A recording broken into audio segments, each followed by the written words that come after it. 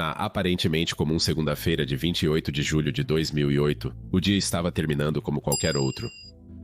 Por volta das 6:30 da tarde, o usual pessoal do escritório estava saindo do trabalho. A maioria deles, sem dúvida, ia para casa. No entanto, este dia normal foi interrompido por um grito agudo vindo da direção do estacionamento da Torre Watt, em Century City. Observe com atenção as imagens da câmera de segurança. Você nota algo estranho? Observe de perto, olhe para todos e veja quem se destaca.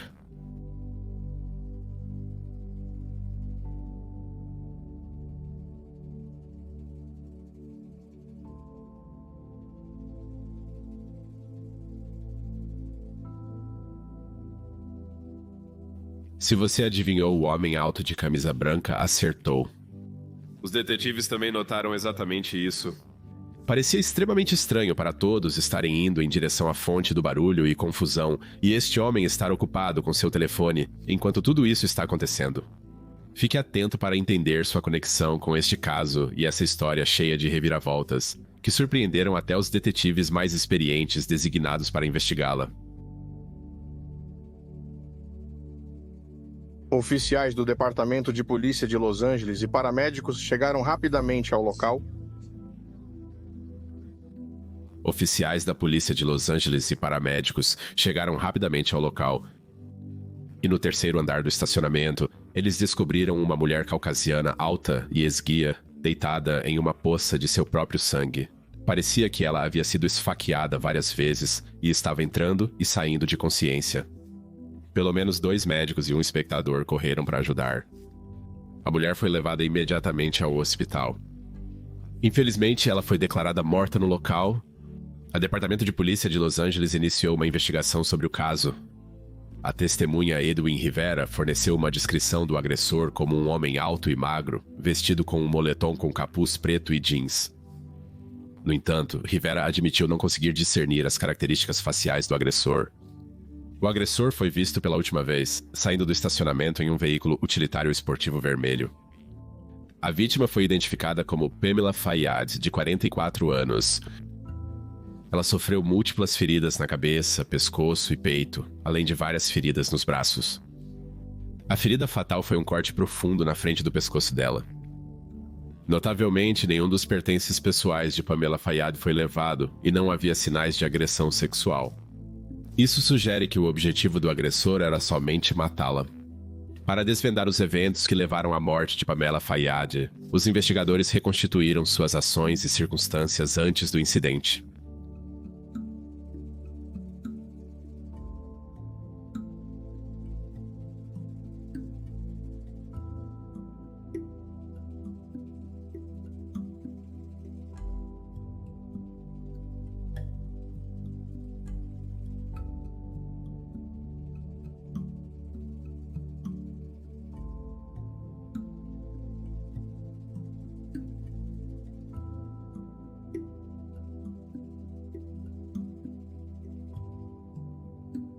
A polícia notificou seu parente mais próximo, seu marido James Fayyad, e, como é geralmente o caso quando um cônjuge é encontrado assassinado, a primeira pessoa a ser investigada é a pessoa com quem se casaram. James concordou em comentar para o interrogatório. Ao chegar, os detetives ficaram surpresos ao descobrir que ele era o mesmo homem das imagens de circuito fechado de televisão que vimos no início deste caso, mas antes de irmos mais longe, devemos primeiro entender o relacionamento entre Pamela e James. Pamela Fayyad, carinhosamente conhecida como Pam, era famosa por sua generosidade com seus amigos e família, descrita por amigos como uma pessoa alegre, cuidadosa e afetuosa. Ela iluminava um ambiente com sua presença e era generosa com seu tempo e disponibilidade para ajudar quem precisasse. Pam era uma joalheira bem-sucedida e dona de um negócio. Em 1989, como mãe solteira, Pam cruzou caminhos com James Fayyad, um eletricista, e os dois se conectaram imediatamente. Eles se casaram em 1999 e receberam uma filha juntos, além da filha mais velha de Pamela de seu casamento anterior. Inicialmente enfrentando desafios financeiros, a sorte mudou quando Pamela Fayyad, ao lado de seu marido James Fayyad, cofundou a Goldfinger Coin Bullion em 2002. A Goldfinger é uma empresa online especializada em serviços de transferência de dinheiro e metais preciosos mediante taxa. Eles também estabeleceram uma empresa relacionada, a eBullion Company, incorporada no Panamá, com escritórios de negócios na Califórnia. Com seus empreendimentos bem-sucedidos, os Fayeds enriqueceram e adotaram um estilo de vida luxuoso. Após o sucesso financeiro do Goldfinger, a família adquiriu propriedades, incluindo uma residência em Camarillo e uma segunda casa em um rancho de 200 acres em Moore Park, referido como Happy Camp Ranch. Os estágios iniciais do relacionamento dos Fayed foram caracterizados por positividade, mas com o tempo, o amor deles um pelo outro começou a diminuir. Por volta da mesma época, a saúde de James Fayed começou a deteriorar, chegando até um ponto em que ele sentia dores significativas devido à artrite reumatoide, tornando-o incapaz de trabalhar regularmente no escritório. Em abril de 2007, Pamela teve uma conversa com sua amiga Carol Neve, que também gerenciava um negócio de moeda semelhante. Elas discutiram se Goldfinger cumpria as regras federais sobre licenças de transferência de dinheiro. Ela notou que seu negócio não tinha a licença exigida para seguir as normas e regulamentos. Após receber orientação de Neve, Pamela decidiu obter a licença. Em 6 de outubro de 2007, ela escreveu um cheque de $400 mil americanos para cobrir as taxas necessárias. No entanto, James Fayed era veementemente contra isso e argumentou que não era necessário. Após isso, James Fayed pediu divórcio em outubro de 2007 e proibiu Pamela de acessar os escritórios da Goldfinger. O divórcio foi contencioso, com disputas sobre contas bancárias que supostamente somavam mais de $12 milhões americanos. Dizer que James agiu de maneira dura ao negar à sua esposa e parceira de negócios o acesso à sua empresa é um eufemismo. Afinal, ela foi quem realmente estabeleceu o negócio. Em algum momento, Pan descobriu que o negócio estava sob investigação federal por fraude e lavagem de dinheiro. De acordo com relatos, ela não sabia disso e aceitou ajudar na investigação. No entanto, a decisão de James de bloquear o acesso dela ao escritório a impediu de fazer isso. Felizmente, havia outra rota para ela recuperar o acesso legal e a propriedade de seu negócio. Como James já havia iniciado os procedimentos de divórcio, ela poderia usar isso a seu favor. Ao fazer o tribunal de divórcio reconhecer sua propriedade, ela garantiria o que lhe era devido. Em 28 de julho de 2008, dia do assassinato, James e Pamela se reuniram separadamente com seus advogados para discutir a investigação federal em curso sobre seu negócio Goldfinger. A reunião foi agendada no escritório de Century City do ex-advogado de James Fayed e durou a partir das 3h30 da tarde, até cerca de 18h30, naquela noite. Depois da reunião, Pamela voltou com uma carga para seu carro, estacionado no terceiro andar do estacionamento ao lado. Após a trágica morte de Pump, os detetives chamaram James Fayed para um interrogatório. James concordou e parecia composto e preparado durante todo o processo. Durante a entrevista, ele negou qualquer conhecimento ou envolvimento na morte de sua esposa, insistindo em seu álibi de que estava no escritório com seus advogados quando o crime ocorreu. No entanto, os detetives notaram algo estranho nas imagens da circuito fechado de televisão de o prédio externo do prédio externo.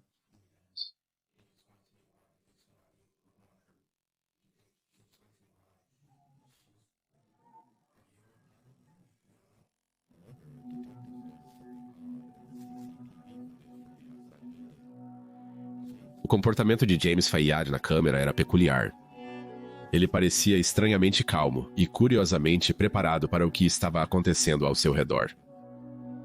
Enquanto os gritos aterrorizantes de Pamela Fayed preenchem o ar, James Fayed parece indiferente e grosseiro em seu telefone celular. Enquanto isso, os espectadores ao redor corriam em direção ao prédio do estacionamento. Uma análise das imagens mostrou que Pamela Fayed foi emboscada enquanto se dirigia ao seu carro. O detetive Spear identificou um veículo utilitário esportivo vermelho, capturado nas imagens como um veículo suspeito, e obteve sua placa de uma câmera adjacente. Curiosamente, o veículo utilitário esportivo foi alugado da Avis, uma conhecida empresa de aluguel de carros. Foi alugado em nome de Goldfinger e James Fayed. Bingo! Além disso, mesmo após o veículo utilitário esportivo passar por uma limpeza a vapor completa antes de ser devolvido à locadora, os peritos forenses ainda encontraram vestígios do sangue de Pamela em seu interior. Isso foi claramente uma tentativa deliberada de eliminar evidências do crime. As imagens do circuito fechado de televisão também mostraram 3 indivíduos dentro do veículo. Através de uma investigação de bilhetes de estacionamento para impressões digitais, a polícia identificou os ocupantes. Estes eram José Moel Joey, Gabriel Jó, Marquês e, por último, Stephen Simmons. Moya, que foi contratado para ajudar James Fayyad no trabalho no rancho, residia em uma habitação secundária na propriedade e estava em um relacionamento com a irmã de James, Mary Mercedes. Notavelmente, uma impressão digital de Simmons foi encontrada em um bilhete de estacionamento. Registros telefônicos corroboraram suspeitas, revelando que celulares associados a Marquez e Simmons acionaram uma torre de celular próxima no momento do assassinato, coincidindo com a atividade do celular de James Fayyad. Além disso, os registros mostraram mensagens de texto entre James Fayyad e Moya próximo ao horário do assassinato. Apesar das mensagens terem sido excluídas do telefone de James, os investigadores estavam certos de que ele havia enviado mensagens de seu aparelho. Seriam essas as mesmas mensagens que James Fayyad estava recebendo e respondendo? Bem, não está exatamente claro, mas só podemos especular que este foi realmente o caso. Possível motivo. No início de 2008, antes do assassinato de Pamela, o escritório do Procurador dos Estados Unidos, sob o assistente do Procurador dos Estados Unidos, Mark Aviz, iniciou uma investigação formal sobre Goldfinger, por seu suposto envolvimento em um esquema de lavagem de dinheiro. Colaborando com o Federal Bureau of Investigation e o Internal Revenue Service, a investigação descobriu que os fundos de 2 esquemas Ponzi estavam sendo canalizados através do Goldfinger, resultando em ganhos substanciais para a empresa. Embora James Fayyad e Goldfinger não estivessem diretamente implicados nos esquemas Ponzi, o governo federal perseguiu uma acusação contra eles para ganhar vantagem sobre James Fayyad, monitorar transações financeiras e detectar qualquer atividade ilícita de transmissão de dinheiro. Em 26 de fevereiro de 2008, 5 meses antes do assassinato de Pamela, James Fayyad e Goldfinger foram indiciados por acusações federais de operar um negócio de transmissão de dinheiro sem licença. Notavelmente, Pamela não foi mencionada na acusação selada que permaneceu não divulgada ao público. Contudo, em junho de 2008, intimações foram emitidas aos contadores envolvidos no processo de divórcio. Foi quando Pamela tomou conhecimento da investigação do Federal Bureau of Investigation e do Internal Revenue Service sobre Goldfinger e seu marido. Aproximadamente um mês depois, o primeiro advogado de defesa criminal de Pamela, David Willingham, entrou em contato com Mark Aviz, indicando a disposição de Pamela em cooperar na investigação criminal contra seu marido e sua empresa. Embora não houvesse um acordo formal para Pamela cooperar, Aviz interpretou a declaração de Willingham como um sinal de cooperação de Pamela. No entanto, antes que qualquer encontro pudesse ocorrer entre Pamela e Aviz, ela foi tragicamente assassinada. Notavelmente, na época, não havia indicação de que James Fayyad estava ciente da acusação selada contra ele e o governo ainda não havia pressionado ele para cooperar. Portanto, permanece incerto se James Fayyad sabia da intenção de Pamela em cooperar com o Federal Bureau of Investigation. No entanto, seria extremamente ingênuo pensar que tudo isso foi apenas uma coincidência. Se James tivesse descoberto um vazamento, isso seria uma evidência substancial e um forte motivo para ele orquestrar o assassinato da própria esposa. A prisão. No 1º de agosto de 2008, James Fayyad, de 45 anos, foi levado sob custódia em sua casa no Rancho Moore Park por agentes do Federal Bureau of Investigation. Isso integrava uma investigação federal sobre suas atividades empresariais. Após sua prisão, ele também foi apontado como principal suspeito no assassinato de sua ex-esposa. Fayyad negou veementemente qualquer envolvimento no assassinato de sua esposa. No dia 9 de setembro de 2008, o detetive Abdul foi informado por oficiais federais que Sean Smith, um detento que compartilhava uma cela com James Fayyad no Centro de Detenção Federal Masculino, queria falar com a polícia. Depois de se reunir com Smith, O detetive Abdul organizou para que ele usasse um microfone oculto ao retornar à cela. Durante a conversa gravada secretamente, James Fayyad confessou a Smith que havia orquestrado o assassinato de sua esposa, pagando $25 mil a José Moya para realizar o ato. Além disso, Fayyad tentou contratar um assassino profissional para eliminar Moya, que seria testemunha em seu julgamento. Foi revelado que, logo após iniciar os procedimentos de divórcio, em outubro de 2007, James conspirou para ter sua esposa assassinada. Ele recrutou a ajuda de José Moya, que por sua vez recrutou Gabriel J., Marquez e Steven Simmons. É repugnante pensar quão covarde é um assassino procurar a ajuda de 2 outros homens adultos para emboscar e atacar uma mulher esguia e desavisada. Em 15 de setembro de 2008, James Fayyad foi formalmente acusado pelo assassinato de Pamela. 3 anos depois, em 2011, ele foi considerado culpado por homicídio em primeiro grau e conspiração para cometer homicídio na morte de sua esposa, separada em 2008. Pamela Fayyad tinha apenas 44 anos. Durante o julgamento foi revelado que James Fayyad havia tentado envolver sua irmã, Mary Mercedes, que estava namorando José Moya e planejando o assassinato de Pamela. A outra irmã de James, Pat Toboga, testemunhou que Mary Mercedes perguntou a ela se seu marido, um policial de Wyoming, cometeria o assassinato por uma taxa. Toboga ficou chocada com isso e imediatamente recusou o pedido de sua irmã, expressando sua incredulidade com a sugestão. Mary Mercedes disse a Toboga que não falava sério e que a conversa delas deveria ser desconsiderada. Novamente, o autor se espanta com a mediocridade de alguns desses criminosos. Pam merece muito mais do que esses idiotas covardes em sua vida. Última atualização. Até 29 de abril de 2024, mais de 11 milhões e meio de dólares foram devolvidos às vítimas da fraude perpetrada por James Fayyad. Ele foi considerado culpado não apenas pelo assassinato de sua esposa, mas também por operar um esquema ilegal de lavagem de dinheiro do tipo Ponzi. O dinheiro reembolsado foi distribuído aos titulares de contas em vários países, incluindo os Estados Unidos, Austrália e Canadá. James Fayyad está atualmente cumprindo sua sentença no corredor da morte na prisão estadual de San Quentin, na Califórnia. À medida que o pano cai sobre essa história de amor que deu errado, somos lembrados das duras realidades dos relacionamentos humanos. O que começou como uma história de 2 almas atraídas por uma faísca inegável, rapidamente se desfez na traição definitiva. O homem que uma vez jurou sob juramento amar e proteger sua esposa na saúde e na doença, não mostrou um pingo de emoção pelos gritos dolorosos que ele mesmo infligiu. Ganância e riqueza eram seu único verdadeiro amor.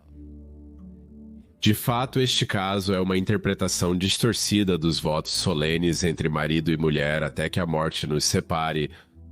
O Sr. Fayyad sabia da fobia de sua esposa por facas e acreditava que se fossem mortos, seria com uma faca, sendo essa uma das razões pela qual tal arma foi usada.